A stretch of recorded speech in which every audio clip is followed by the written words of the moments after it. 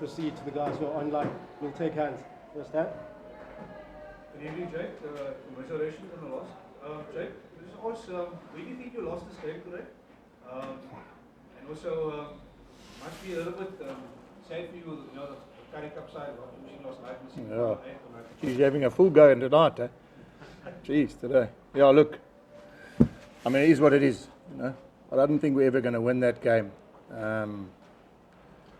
Yeah, I mean, I thought the ref was outstanding. He saw what he saw. I couldn't control the other things. Jake, do you think it's travel? No, it's not travel at all. I mean, it's not travel at all. We flew business class. We went through airports in Qatar, Doha. We went through airports in Emirates. Everyone wished us luck. Everyone said, well done. We've missed that. Rugby's missed that for a long time, Stephen. You know, to go through... No, there's other controllables we couldn't control tonight. You guys could work it out yourself, you know. I'm not going to get into it. There was a lot of things tonight that we couldn't control. But I thought the ref, he only saw what he saw, which I think, you know, at the end of the day, it's all you want a ref to do, is see what he sees. That yellow card was also... Which other card's that? Oh, for us? Yeah.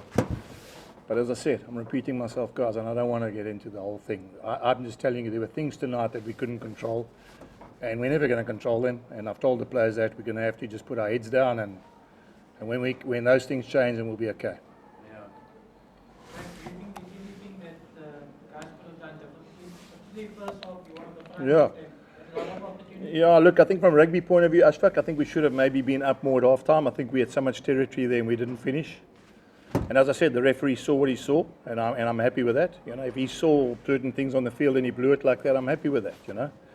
But, yeah, this hurts a bit, I must tell you guys, it hurts. You know, it's, I get the feeling we were probably out of it the whole time for little things. And Jake, just obviously, just want to know the positives you can take, the main positives you can take from the season besides the final. Jeez, I don't understand. You've just told me my Curry Cup side lost and I've got commiseration, so what positives do you want, you know? There's no positives. I mean, we lost twice. We lost twice in one weekend, the most we've lost in a long time. So, yeah, there's no positives. Yeah. Jake, what drew you to the area of battle? What did the Stormers draw you there that made a bit of a cloudy area for the referee? No, I didn't say it, Claire. I thought the referee was outstanding, Liam. You guys mustn't misquote me.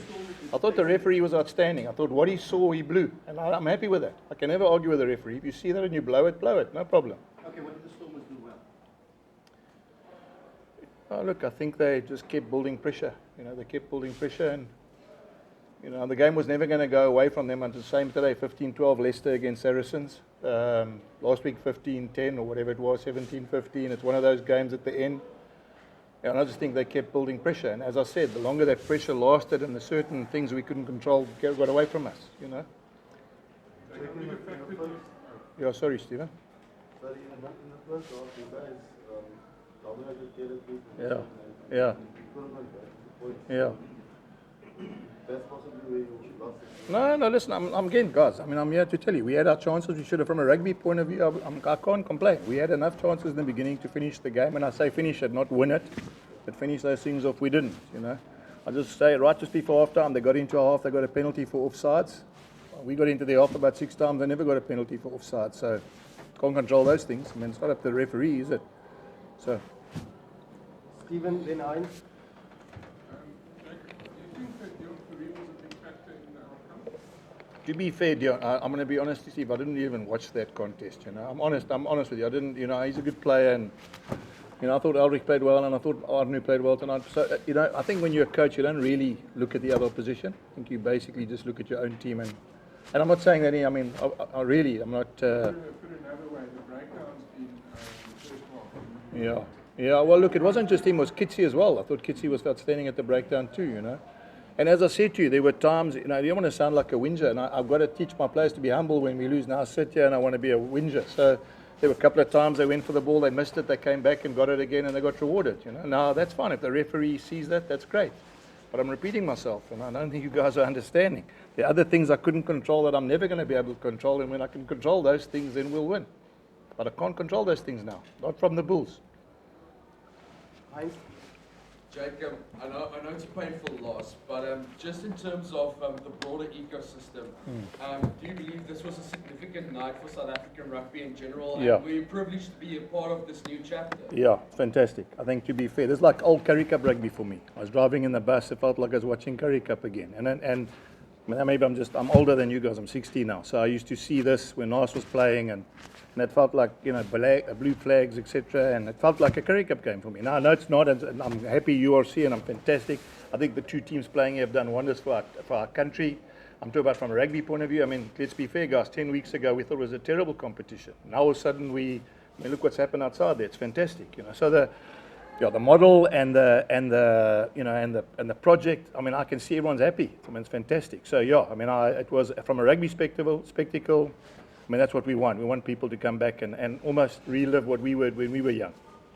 I mean, some of these boys, that's the biggest game they've ever played in their lives, and we've only been together for 2 years. And I think the average age of our team, and I don't want you to go through each one of your guys, but I mean, geez, we got every player in every position is younger than the guys that the Stormers played against us today. Every guy almost, So that this team is I mean, the sky's the limit for them. So if they get to this after they were 15th on the log, flew back from Leinster last week,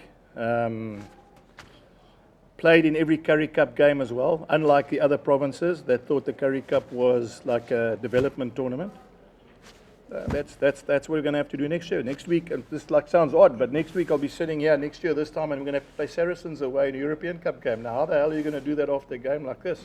So there are a lot of positives that I'm talking about from a rugby point of view. Gavin and then Adnan. Coaches, Sorry, some- Gavin and then Adnan and then yourself. Sorry. Sorry, Jack. Yes, Gav. Yeah, sorry.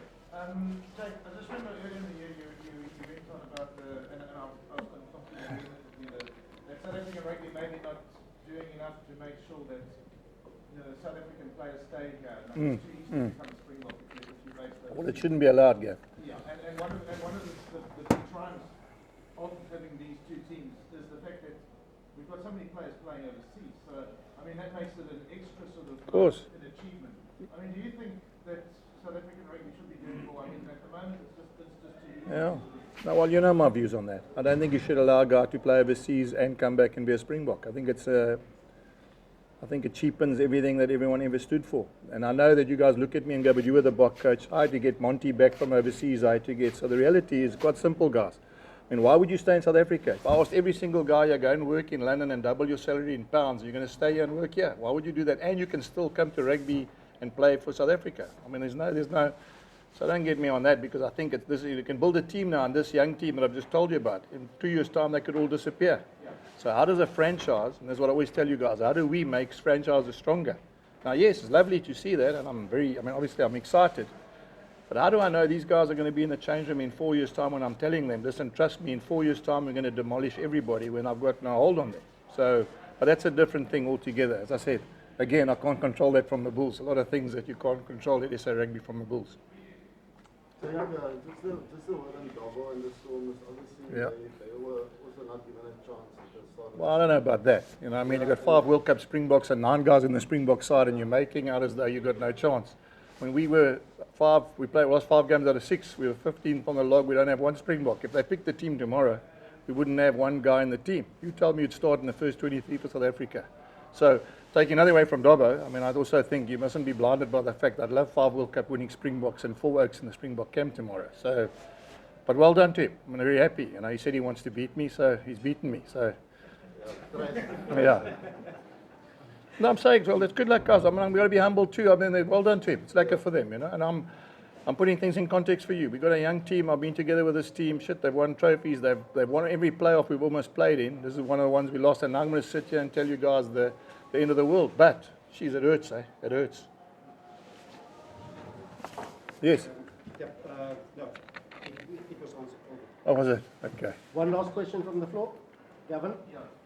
Sorry, I'm arrived at Jake's late, Jake, so I'm not 100% sure. I know you don't want to make excuses. Yes. But No, it's not it's easier to fly from Dublin than it is from Christchurch and that. Yeah. But I mean, how difficult is that travel factor? Because I mean, you got this little bit. You know what, Gav, I'm going to tell you what happened. The only difficulty about this is that we didn't know until the final kick that we had to come home. So the reality was we had to wait. And if Marnie misses that kick and they're going to injury time and Ulster win, we've got to go to Ulster. Now, from a logistic point of view, all that means is that it's not so much that it's far, it's just you're not sure what you have to do. And then what happened was, because the rules are you can fly business class, to get one aeroplane with everyone business class is impossible. So we had some guys going Qatar Airways to Doha, some guys going to Emirates, some guys going to Frankfurt, some guys going to Paris. And they all go business class, so they love that. You know, they're in groups of 5, and it's probably, as I said, it's fantastic because they can meet people and they get, you know, and we've missed that. I'm going to say to you guys, we missed, I mean, I haven't seen some of you guys for a long time. I usually see you on a thing like this. When last ever we had a rugby thing like this and an occasion like that, and the boys were walking through, you know, obviously customs or whatever, and guys were going, well done, Billa, and all that. When they haven't had that for, how long? 5 years, 10 years maybe, you know? Okay, Bill's a bit often, but more because we didn't win. So they obviously enjoyed it even more, you know? Okay, we'll take 3 questions from the guys online. I don't see any hands. Okay, ladies and gents, thank you very much for your time. Thank you, Coach Jake. Thank you.